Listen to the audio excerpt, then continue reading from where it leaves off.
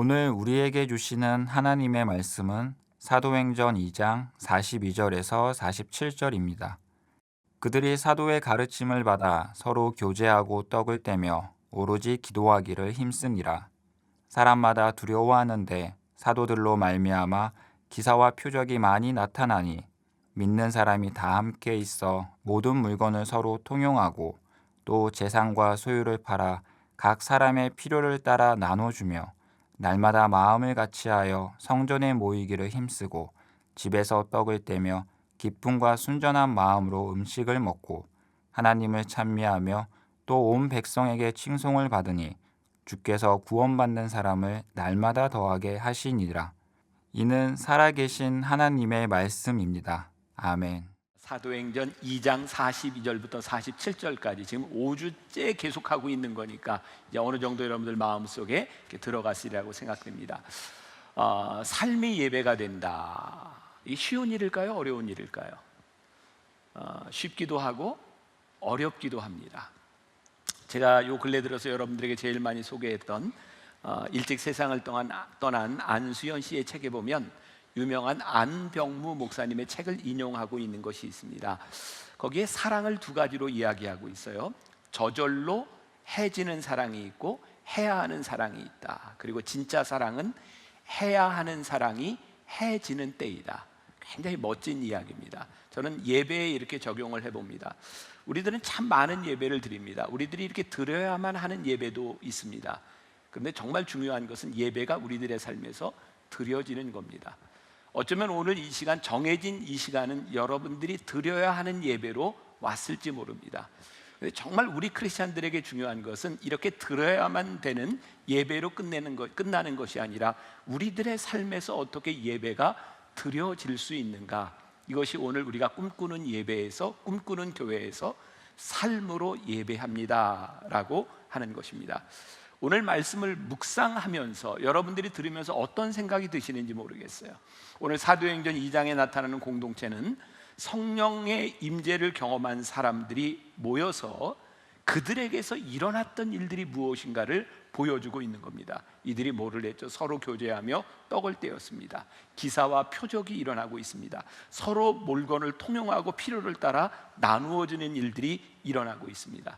여러분, 지금 이 사람들이 하고 있는 일들은요, 우리 인간들이 살아가는 삶에 꼭 필요한 일들이 일어나고 있는 거예요. 먹는 일, 쓰는 일, 이 모든 것이 우리들의 삶에서 필요한 일들입니다. 자, 오늘 우리는 다시 한번 이런 질문을 던져야 합니다. 우리들의 삶에서 살아가는 우리의 인생에 필요한 이런 일들과 하나님의 나라는 무슨 관계가 있는 것일까요? 그동안 우리는 예배를 잘못 생각한 것 중에 하나가 있는데, 예배를 드리는 것과 세상의 일을 우리는 자꾸 이분법적으로 생각해 왔다는 거예요. 삶이 예배가 된다, 이게 여러분들에게는 와 닿습니까? 여러분들에게는 예배 드리는 시간이 있고 여러분들의 삶이 있지 않습니까? 그런데 우리가 꿈꾸는 예배, 우리들이 꿈꾸는 교회에서는 이 생각을 한번 바꿔보자는 거예요. 삶과 예배가 분리되는 것이 아니라 어떻게 우리들의 삶이 예배 가운데 들어올 수 있는가? 예수님께서 이 땅 위에 선포하신 복음의 핵심이 뭔지 아세요? 여러분, 이 나라에, 이 땅에 하나님의 나라가 임합니다. 이게 예수님의 선포의 핵심이었습니다. 이 나라, 이 땅에 하나님의 나라가 임한다라고 하는 말은 무엇이냐면, 우리들이 살고 있는 이 세상 가운데, 우리들의 삶의 한가운데서 하나님의 나라가 이루어진다는 겁니다. 이것이 예배인 거예요. 그럼 우리들에게 이런 질문이 생기는 거죠. 우리들이 사는 우리들의 삶은 진짜 하나님의 나라가 이루어지고 있는가? 우리는 우리들의 삶에 프로페셔널이 있어요. 여러분들이 무엇을 하든 여러분들의 직업이 있습니다. 그런데 그 직업이 하나님의 나라와 관계가 있는가? 이 물음이 들어갈 때 우리는 비로소 하늘나라의 백성이 되는 겁니다. 여러분들이 벌써 잊어버리셨을 것 같아요. 지난 8월에 지난해 제가 변화산 새벽기도에서 잠깐 나눴던 이야기입니다. 제가 지지난해 호주의 의료선교대회에 가서 가장 인상적이었던 것이 말레이시아에서 목회를 하고 있었던 린이라고 하는 목사님의 강의였습니다. 그 강의의 제목은 9 to 5였어요. 9시부터 5시까지. 그분에게 있어서 그 선교사들에게 도전을 가장 중요한 시간을 그분은 어떻게 생각했냐면 내가 출근하는 시간, 일하는 시간 9시부터 오후 5시까지가 내 인생의 가장 중요한 시간이라는 거죠. 왜냐하면 그 자리 가운데서 복음의 역사가 일어나기 때문입니다. 저는 미국 갔을 때 굉장히 이렇게 어색하게, 저에게 좀 이상하게 들렸던 말이 미국 사람들이 인사하는 거였어요. 금요일 날 헤어질 때 TGIF 이러고 헤어지더라고요. 이게 무슨 말인지 알죠? 여러분들 먹는 게 생각나시죠? TGI Friday. 그럼 TGI Friday, TGIF. Thanks God it's Friday. 그게 TGIF입니다. 미국 사람들에게 가장 행복한 시간입니다. TGIF. Thanks God it's Friday. 이제 금요일이 된 겁니다. 쉴 수 있는 시간이 된 겁니다. 놀 수 있는 시간이 된 겁니다. 그리고 크리스찬이라면 주일을 구별하여 하나님께 드리는 홀리한 시간인 거죠. 그리고 제가 이렇게 공부할 때 늘 들었던 이야기가, 월요일 날 수업 시간에 들어가면 교수님들이 강의하는 걸 굉장히 힘들어합니다. 저도 어디 가서 강의를 할 때 월요일 날 제일 힘듭니다. 여러분들 흔히 이야기하는 월요병이죠. Monday sickness라고 이야기합니다. 주말에 실컷 쉬고 나면 가장 힘든 시간이 월요일인 거예요. 그런데 이 린이라고 하는 말레이시아 목사님은 이렇게 인사를 한다는 거예요. 출근해서, 이분은 사역을 하는 목사님이지만 의사거든요. 출근을 하면서 사람들에게 이렇게 인사합니다. TGIM, Thanks God it's Monday. 이게 무슨 말이에요? 보통 사람들은 프라이데이가 돼서 노는 것이 너무너무 즐거운데, 이 목사님은 월요일이 되면 가슴이 벅차다는 거예요. 왜? Thanks God it's Monday. 왜? 하나님께서 월요일부터 우리들에게 사역지를 주셨다는 거예요. 우리들이 일할 수 있는 사명의 현장을 우리들에게 주셨기 때문에 이 월요일이 되면 가슴이 뛴다는 거예요. 예배가 시작되기 때문이죠. 기자들이 이 목사님에게 와서 이런 질문을 합니다. 이 교회는 말레이시아에서 대부분이 모슬림인 이 나라에서 무섭게 성장하는 교회입니다. 수천 명의 사람들이 모입니다. 단순히 사람들이 모이는 것에 대한 문제가 아닙니다. 여기에 여러 목사님들이 있는데 목사님들이 전부 자기 직업을 가지고 있는 사람들입니다. 기자가 물었습니다. 목사님은 언제부터 풀타임으로 목회를 할 겁니까? 전임 사역자가 될 겁니까? 목사님은 이렇게 대답을 했다 그러죠. 무슨 말입니까? 나는 지금도 풀타임으로 사역을 하고 있습니다. 내 사역의 현장은 교회가 아니라 내가 일하고 있는 일터입니다. 이 일터가 내가 사역하는 현장이고, 우리는 사역에서 현장에서 사역을 하다가 주일날 모여서 예배를 드리는 것입니다. 여러분, 우리가 하늘나라의 백성으로 살아가고 우리들의 삶이 예배가 된다고 하는 것은요, 우리들이 이 세상에서 하늘나라를 꿈꾸며 살아가는 겁니다. 여러분, 이거 우리들에게 굉장히 큰 도전이 돼야 되는 말입니다. 우리가 크리스천이라고 이야기할 때 우리는 교회에서 크리스천이 아니라 우리들이 살아가는 삶에서 어떤 크리스천이냐. 여러분, 우리는 성공을 참 많이 꿈꾸지 않습니까? 여러분들 자녀들에게 우리들이 무슨 일을 하든 우리 성공했으면 좋겠다. 물론 우리들이 세상에서 성공한 사람으로 살아가는 것이 하나님 나라에 굉장히 유익이 될 수 있습니다. 그런데요, 우리들이 세상에서 실패했다는 것 때문에 하늘나라의 백성이 되지 못하는 것이 아닙니다. 우리들이 세상에서 생각하는 성공과 실패의 기준이 하늘나라의 기준과 동일한 것이 아니라는 것입니다. 자, 초대교회로 돌아와 봅니다. 이제 성령의 임재를 경험한 이들이 살고 있었던 삶의 방식을 보십시오. 그 시대를 살고 있었던 사람들의 눈에 비칠지 이들의 삶이 성공적이었을까요?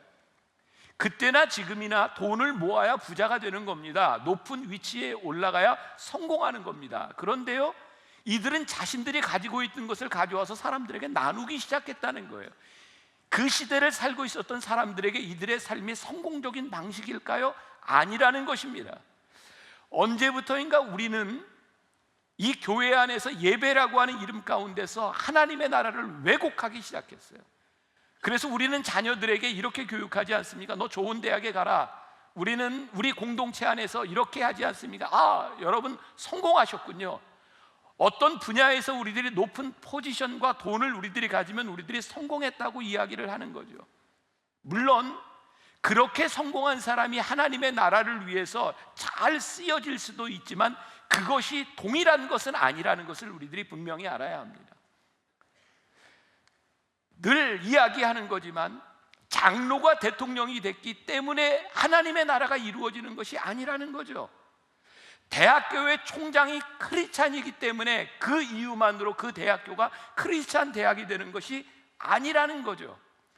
그 기업의 사장이 교회를 나온다고 하는 것 때문에 그 기업이 크리스찬 기업이 되는 것도 아니라는 것이죠. 누군가 성장을 하고 성공을 하는 것, 그 위치에 올라가면 하나님의 나라가 이루어질 수 있다라고 하는 막연한 꿈, 그것이 그렇게 이루어지는 것이 아니라는 거죠. 그리고 지금 우리들이 살아왔던 이 세상 10년, 20년, 30년 동안 크리스찬들이, 기독교인들이 너무나 많았던 이 시대를 바라보니까 정말 높은 위치에서 성공한 사람들 때문에 하나님의 나라가 이루어졌던 것이 아니라, 저희 개인적인 견해인데, 지난 10여 년 동안 한국 교회 안에 가장 큰 영향력을 준 사람이 누구냐를 이야기한다면 저 개인적인 견해입니다. 캐톨릭에서는 그 유명한 이태석 신부를 저는 이야기할 수 있을 것 같고, 우리 개신교에서는 일찍 세상을 떠난 안수연이라는 청년을 하늘나라를 이루기 위해 성공한 인물이다라고 저는 말할 수 있을 것 같아요. 둘 다 일찍 죽었어요. 그들은 세상에서 볼 때 별로 이룬 것이 없는 사람들입니다. 그런데 한 가지 말할 수 있는 것이 있습니다.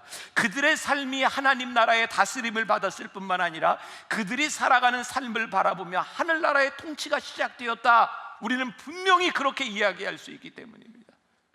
저와 오늘 여러분들에게 진짜 강력하게 도전이 되어야 되는 것이 무엇일까요?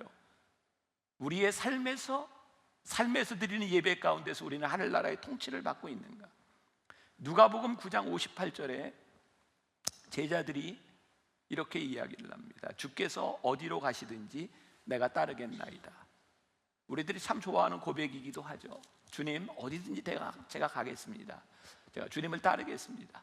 근데 예수님이 이렇게 말씀하셨거든요. 여우도 굴이 있고 공중의 새도 집이 있으되 인자는 머리 둘 곳이 없다. 근데 진짜 예수님의 제자 12명들은 다 객사했습니다. 그들은 머리 둘 곳이 없었습니다. 예수님의 제자로 살아가는 그 순간부터, 그리고 신약시대의 가장 위대한 사역자 중에 하나로 불리움을 받는 사도 바울이 주님의 뜻대로 살아가기로 결심하는 그 순간부터 그는 낮은 자가 되었습니다. 그런데 어느 순간부터 이 기독교 역사 가운데 성직자가 된다, 주님의 제자가 된다라고 하는 것이 언제부터인가 많은 것을 가지는 것이 되었어요. 예전에는 우리나라의 대표적인 이제 신부감 이렇게 이야기할 때 이화여자 대학 출신들 많이 이야기를 했죠. 그래서 그 옛날에 참 그런 조사를 다 했어요. 이화여자 대학생들에게 남편감 1순위, 2순위 이렇게 순위를 매겼던 적이 있습니다. 근데 한국 교회가 굉장히 어려웠던 때, 이걸 기억하시는 분이 있는지 모르겠어요. 교회 목사가 이화여자 대학생들에게 어떻게 순위를 매겼는지 모르지만 그 순위가 이발사 다음이었습니다. 그러니까 굉장히 꼴찌였던 거죠. 근데 한국 교회가 정말 무섭게 부흥하던 80년대 후반에 이화여자 대학생들에게 목회자는 결혼 상대자로서 3위의 랭크가 됩니다. 요 근래에 이렇게 조사를 해보니까 목사는 순위에서 빠져 있습니다.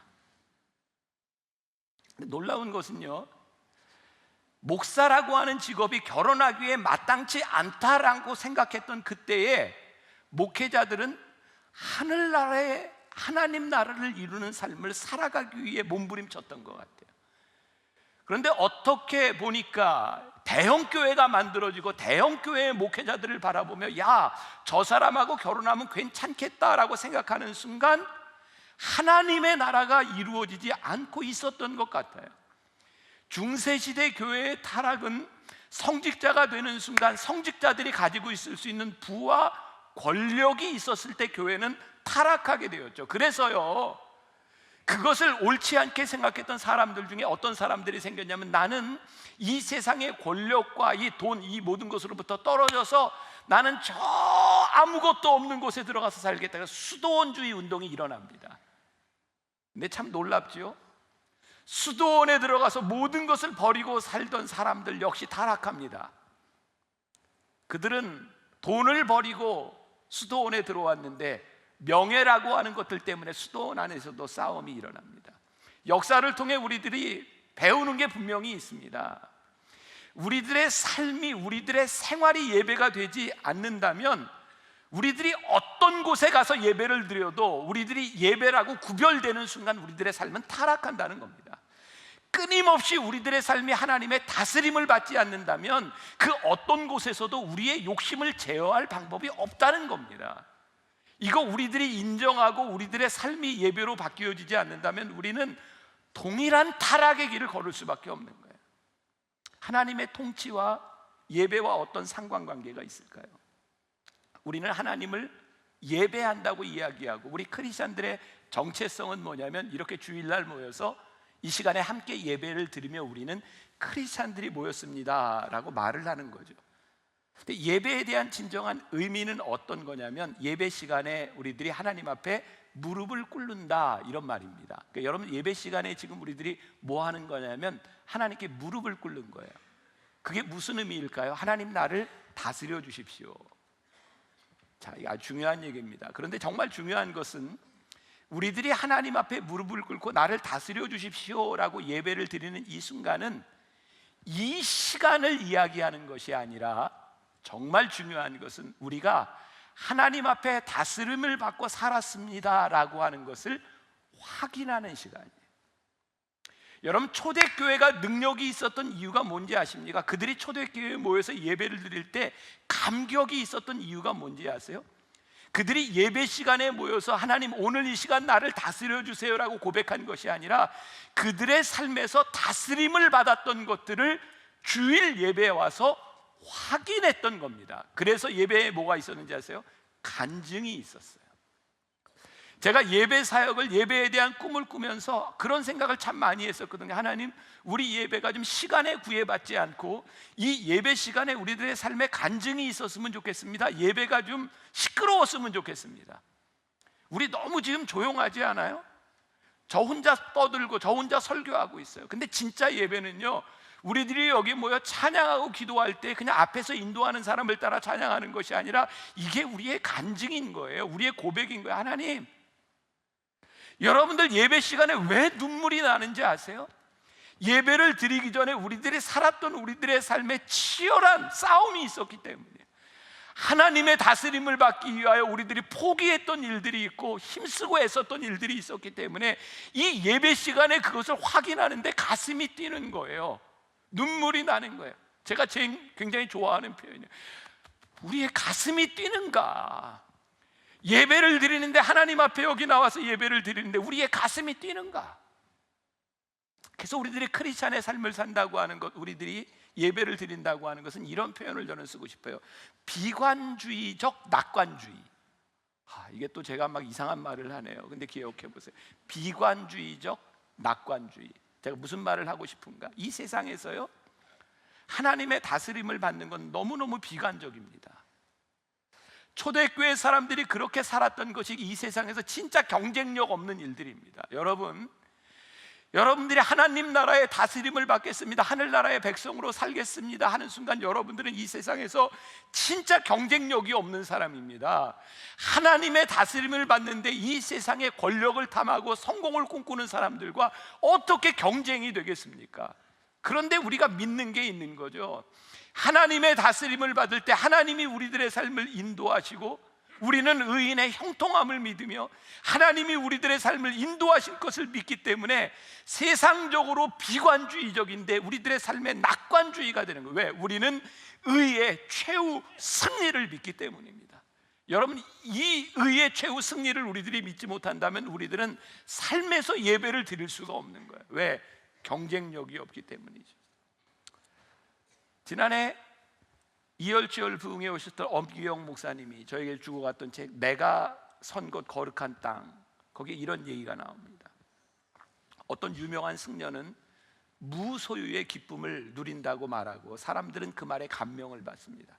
우리 그리스도인은 무소유의 기쁨이 아닌 우리 속에 그리스도를 소유한 기쁨을 누려야 합니다.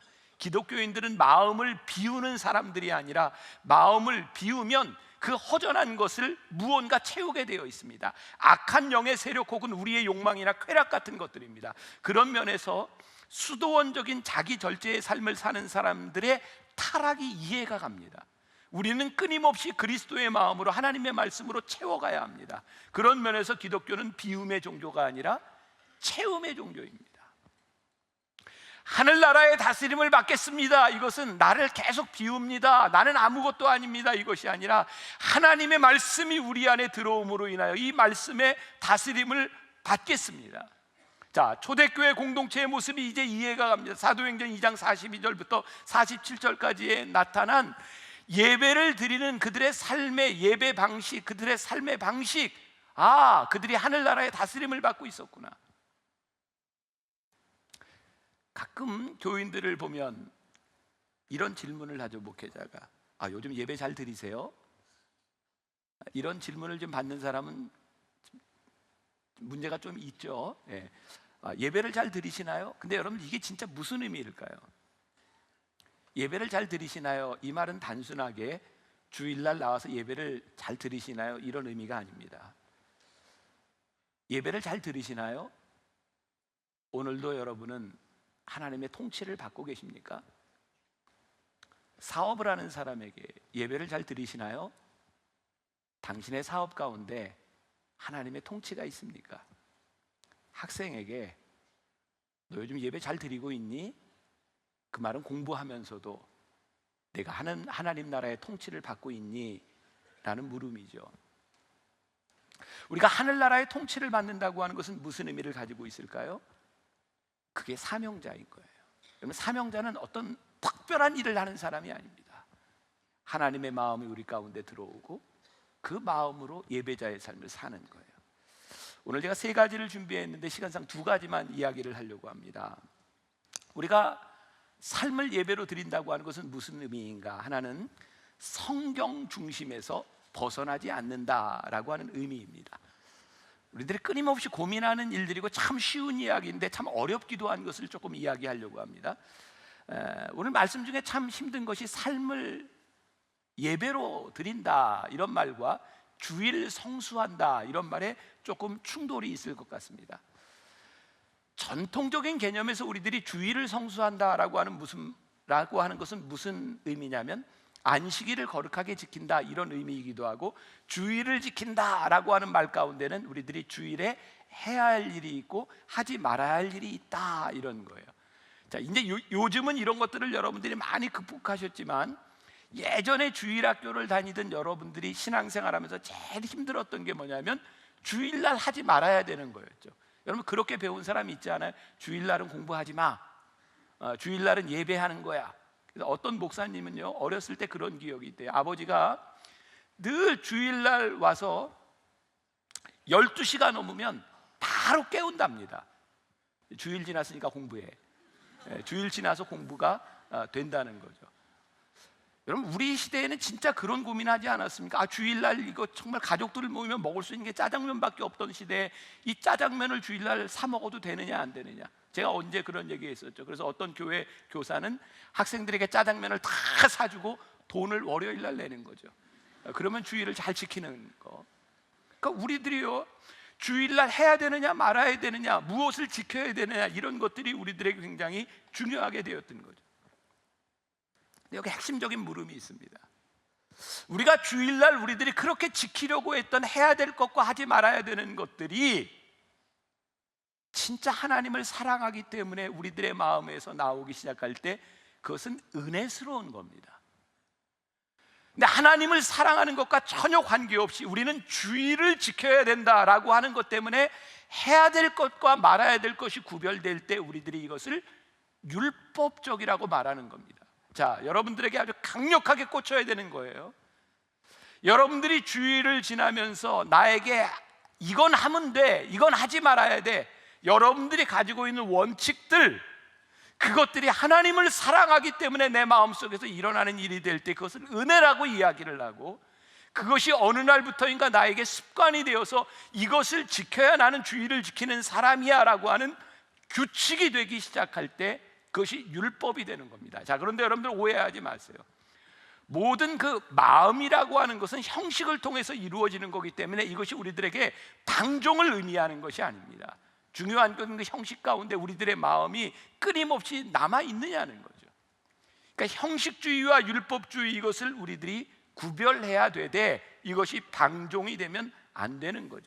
자, 또 더 쉽게 표현하면 이런 겁니다. 우리들이 만일 주일에 해야 될 것과 말아야 될 것을 딱 구별해 놓는 순간 우리들에게 어떤 현상이 일어나느냐, 주일날 우리들이 이것만 구별하면 나머지는 내 마음대로 하는 거예요. 그러니까 우리들이 율법주의와 형식주의가 무서운 건 뭔지 아세요? 하나님의 다스림을 받지 않겠다는 거예요. 내가 규칙의 지배를 받겠다는 거예요. 그리고 규칙의 지배를 떠나는 순간 이 나머지는 내 마음대로다 라고 하는 겁니다. 조금 더 극단적으로 좀 불편한 이야기를 하죠. 술에 대한 문제를 얘기해 볼까요? 우리는 술을 마시는 사람과 안 마시는 사람, 술 마시면 저 사람은 좀 믿음이 좀 떨어지고 술을 안 마시면 믿음이 좋은 사람이야. 그런데 진짜 우리들 주변을 보세요. 술 마시는 사람이 술 안 마시는 사람보다 인격적으로 훌륭한 사람 많지 않습니까? 진짜 술 문제 가지고 인격이 이렇게 나눠지나요? 그렇지 않습니다. 술을 먹어도 얼마든지 인격적으로 훌륭한 사람이 있을 수 있습니다. 자, 좀 불편하지만 우리 한번 따져가 봅시다. 그럼 우리들 중에 또 이런 사람이 있어요.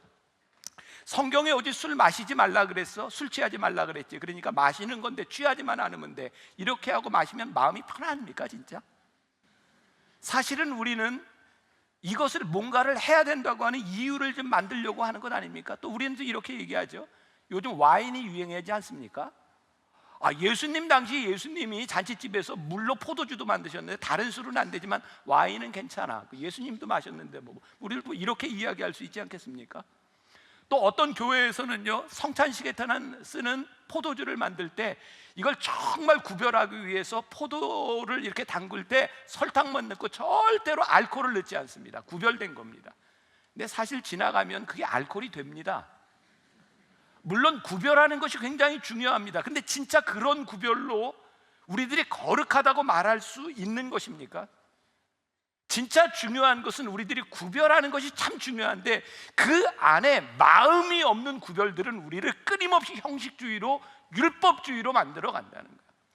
그래서 예수님께서 이 땅에 오셔서 정말 많이 고민하셨던 것, 많이 싸우셨던 것이 마음과 형식에 대한 부분이었어요. 사도 바울도요, 먹고 마시는 것이 고린도 교회에서 많은 문제가 되었습니다. 그때 가장 큰 문제 가운데 하나는 제사에 드려졌던 고기를 먹느냐 마느냐에 대한 문제였어요. 근데 그 역사적인 기록에 보니까 왜 이 제물에 드려졌던 고기가 문제가 됐냐면 제사에 드려졌던 고기는 시장에서 좀 싸게 팔렸답니다. 그래서 싸게 먹을 수 있었다는 거예요.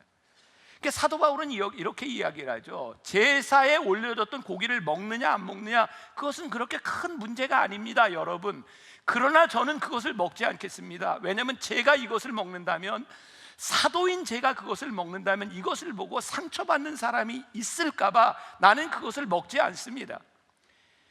형식이 진리는 아니지만 하나님의 마음이 있기 때문에 나는 하나님의 마음을 따라 살아가겠습니다. 그게 사도 바울의 고백이었어요.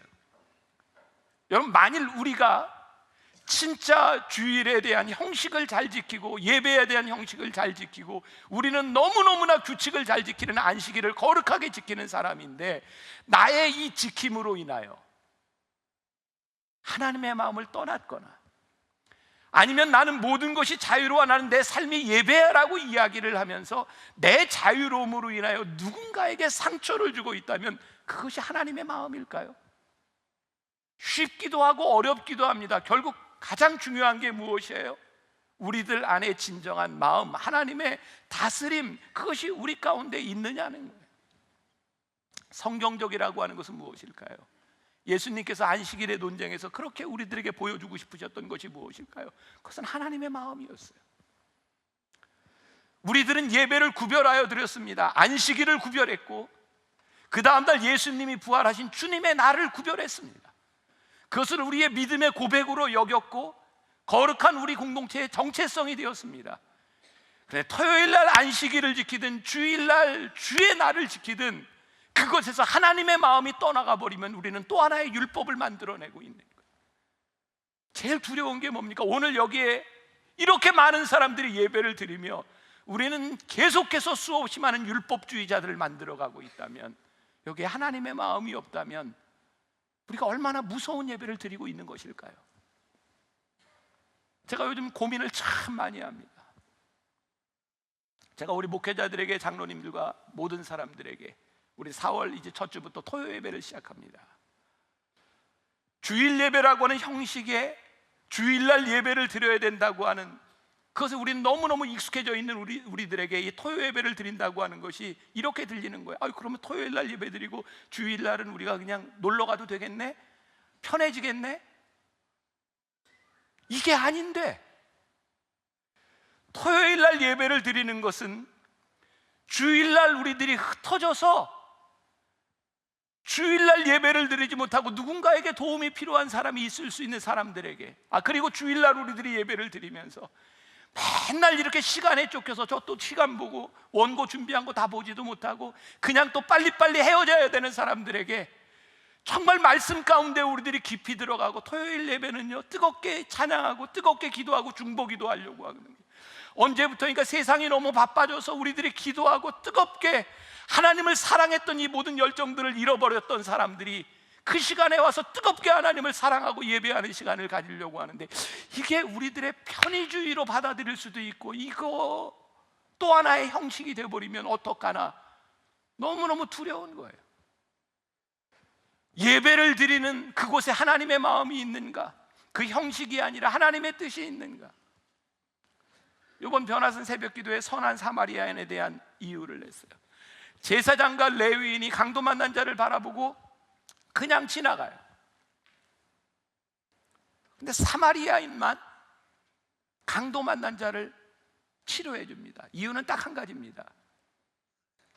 강도 만난 자의 상처 가운데 하나님의 마음을 보았던 사람과 하나님의 마음을 보지 못했던 사람의 차이입니다. 제사장과 레위인은 어쩌면 예배를 인도하기 위해서 그들은 바쁘게 갔을지 모릅니다. 하나님의 다스림이 없는 거죠. 로마서 14장 5절부터 8절까지 이런 말씀이 있습니다. 어떤 사람은 이 날을 전날보다 낮게 여기고 어떤 사람은 모든 날을 같게 여기나니 각각 자기 마음으로 확정할지니라. 나를 중히 여기는 자도 주를 위하여 중히 여기고 먹는 자도 주를 위하여 먹으니 이는 하나님께 감사하며 먹지 않는 자도 주를 위하여 먹지 아니하며 하나님께 감사하느니라. 우리 중에 누구든지 자기를 위하여 사는 자가 없고 자기를 위하여 죽는 자도 없도다. 우리가 살아도 주를 위하여 살고 죽어도 주를 위하여 죽나니 그러므로 사나 죽으나 우리가 주의 것이로다. 하나님의 말씀의 본질, 복음이 우리 가운데 들어오면 우리는 굉장히 레디컬해집니다. 저는요, 제가 선교학을 배우고 목회하는 가장 중요한 이유와 우리 만나교회 안에서 많은 형식들이 막 깨어지는 이유 가운데 하나가, 제가 다른 건 모르지만 그냥 하나님 말씀 가운데 이게 무엇을 말씀하시는가를 생각하다 보니까 우리가 깨야 될 게 너무 많은 거예요. 이게 지금 밖으로 지금 흘러나가는 이야기지만 그런 거예요. 제가 우리 교회 청년들을 바라보며, 청년들이 여러분들하고 참 많이 달라요. 그리고 요즘 사람들, 어른들이 생각하기에 참 이해할 수 없는, 예배 시간에 쉽게 커피도 가져오고 아이들 옷차림도 이렇게, 이 중에 커피 가져온 분들 있죠. 제가 한 번도 뭐라고 이야기하지 않습니다. 왠지 아세요? 커피를 예배당에 가지고 들어오는 것이 본질이 아니라 제 마음 가운데는요, 커피든 먹을 거든 뭐든 가져와서 예배를 드리는 사람들이 어느 날 믿음이 생기면 하나님 앞에 구별하고 싶은 마음이 생겨요. 그러니까 이 구별이라고 하는 것은요, 우리들이 원칙으로 정해져서 이거 지키라, 이것도 교육이기는 하지만 진짜 더 중요한 것이 뭐냐면 우리들이 하나님 앞에서 결단하고 하나님 앞에서 우리의 신앙을 고백하고 하나님 앞에서 우리들의 마음들을 드리는 것들이 훨씬 더 중요한 거예요. 그래서 저는 복음은 우리들의 삶을 아주 레디컬하게 만든다고 생각하거든요. 시간 때문에 맨날 이렇게 쫓기잖아요. 정리를 해야 될 것 같아요. 하나 더 얘기하고, 우리가 삶으로 예배를 드린다고 하는 것은 우리들의 삶의 정직함에 대한 부분이라고 생각을 합니다. 다시 한번 비관론적 낙관주의를 이야기합니다. 하나님을 믿는 것, 이 세상에서 굉장히 비관적인 일입니다. 그런데 하나님의 형통함을 믿기에 우리들은 그 굉장히 낙관적인 삶을 살죠. 요한복음 12장 24절 유명한 말씀입니다. 내가 진실로 너희에게 이르노니 한 알의 밀이 땅에 떨어져 죽지 아니하면 한 알 그대로 있고 죽으면 많은 열매를 맺느니라. 이게 비관론적 낙관주의를 이야기하고 싶은 거예요. 죽는 건 비관입니다. 근데 죽으면 낙관입니다. 열매를 맺기 때문입니다. 예를 듭니다. 옛날에는요, 어떤 책에서 본 이야기예요. 정육점을 하는 사람들이 다 그랬습니다. 이 저울에다가 고기를 툭 달아가지고 기분 좋으면 조금 더 주고 뭐 이랬던 시대 있죠. 기억나시죠? 근데 많은 사람들이 저울을 속였다는 거죠. 근데 크리스찬은요, 속이려고 하지 않습니다. 정직하게 저울을 달아서 장사를 합니다. 자, 그럼 우리는 이런 꿈을 꿉니다. 하나님, 제가 하나님 앞에 정직하게 삽니다. 다른 사람은 속여도 저는 절대로 저울을 속이지 않겠습니다. 그렇게 결심을 하고 장사했습니다. 그리고 우리는 이런 기대감이 있습니다. 하나님, 이렇게 장사했으니, 이렇게 장사를 하다 보니 이렇게 하나님 축복해 주셔서 하나님, 제가 이렇게 성공했습니다. 근데 사실 정직하게 장사를 하면 그렇게 성공할 확률보다 망할 확률이 훨씬 많습니다. 그거 부인하지 않으시죠? 근데 진짜 우리가 들어야 될 얘기가 그런 얘기 아닌가요? 제가 정직하게 저울을 달아서 이렇게 장사를 해보니 망했습니다. 근데 세상 사람들이 그 사람을 보면서 그렇게 이야기를 하는 거예요. 저 사람 왜 저렇게 장사한대? 그랬더니 이런 대답이 들려오는 겁니다. 하나님 믿는데, 아, 그렇구나. 하나님 믿으니까 그렇구나. 그래서 손해받고 망했구나. 자, 오해하지 말라고 제가 분명히 얘기합니다. 하나님은 우리가 생각할 수 없는 방법으로 인도하시고 우리를 축복하시는 분이기 때문에 이거 도저히 경쟁력이 없는 방법으로 우리들이 살아가는데, 하나님이 필요하시면 우리들에게 물질도 주시고 하나님의 방법으로 형통케 하시는 하나님인 것을 우리들이 믿습니다. 왜? 하나님이 그렇게 역사하시기 때문이에요. 이삭이 우물을 파고 빼앗기면 또 다른 우물을 파고 또 다른 우물을 팔 때 하나님이 우물을 터지게 하셨기 때문에 우리의 생각대로 망하지 않습니다. 그런데 하나님의 다스림을 받고 살아가기 때문에 망할 수도 있는 겁니다. 그거 우리들이 감수할 수 있어야 되는 거죠. 그게 뭐예요? 삶을 예배로 드리는 산제물인 거예요. 저 오늘 여러분들이 그건 고민해야 됩니다. 나 삶으로 예배를 드리기 위해서, 산제물 되기 위해서 나 좀 손해 볼 수 있어. 산제물 된다는 게 뭐예요? 찢겨지는 고통입니다. 말씀대로 살아가기 위해서 고통받을 수 있어. 이게 삶이 예배가 되는 교회입니다. 우리들의 삶이 앞으로 굉장히 레디컬해져야 될 것 같습니다. 그리고 우리가 고민해야 될 것은 규칙을 지키는 것이 아니라 하나님의 마음을 아는 것, 하나님의 다스림을 받는 것, 하나님 나라의 통치가 우리 가운데 이루어지는 것. 저는 우리 교회 밖에서는 교회가 이 땅의 소망입니다 라고 하는 저 글귀가 더 이상 부끄럽지 않기를 원합니다. 여러분들의 삶을 통해서 교회가 이 땅의 소망입니다, 저 말이 능력이 되기를 간절히 소원합니다. 다음 주일날 우리가 여기 모일 때 우리는 구별된 시간을 예배 드리는 이 예배가 아니라 우리가 구별된 삶을 살았습니다라고 하는 고백이 이 예배 시간에 드려지기 시작할 때 능력입니다. 우리 그렇게 살아갑시다. 우리 그렇게 살아갑시다. 그리고 간증과 고백을 가지고 다음 주에 다시 모일 수 있기를 주님의 이름으로 간절히 축원합니다. 우리 부르신 곳에서 우리 찬양하며 우리 믿음으로 고백하겠습니다.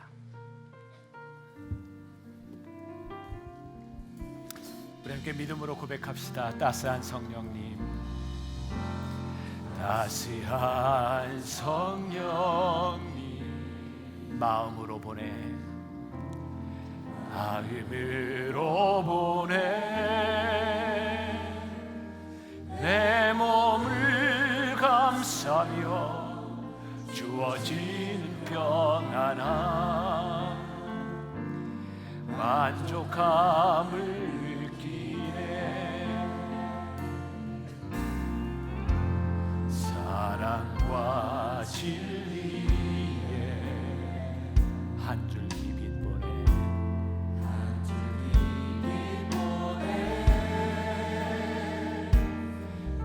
내 몸을 감싸며 주어진 평안함 그 사랑을 느끼네 그 긴 곳에서 나는 예배하네 어떤 상황에도 나는 예배하네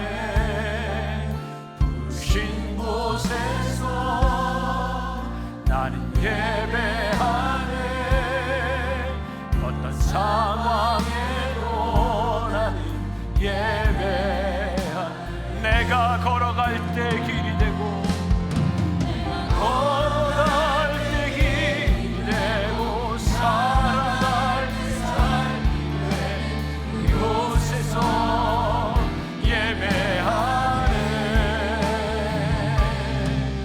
내가 걸어갈 때 길이 되고 살아갈 때 삶이 돼 이곳에서 예배하네 부르신 곳에서 우리 함께 일어나 찬양합시다 난 예배하네 어떤 상황에도 나는 예배하네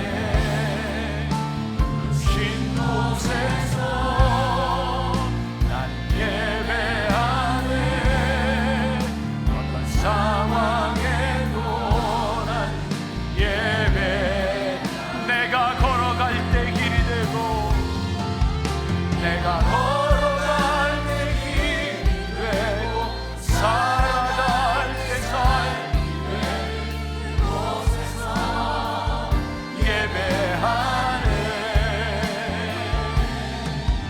내가 걸어갈 때 길이 되고 살아갈 때 삶이 돼 그곳에서 예배하네 긴 곳에서 난 예배하네 어떤 상황에도 나는 예배하네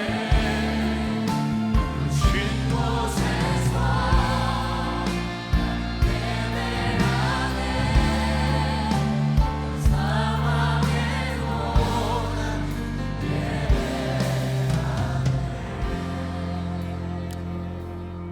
나는 하나님 혹시 우리들 가운데 그렇게 살지 못한 것에 대한 후회가 있는 사람이 있습니까?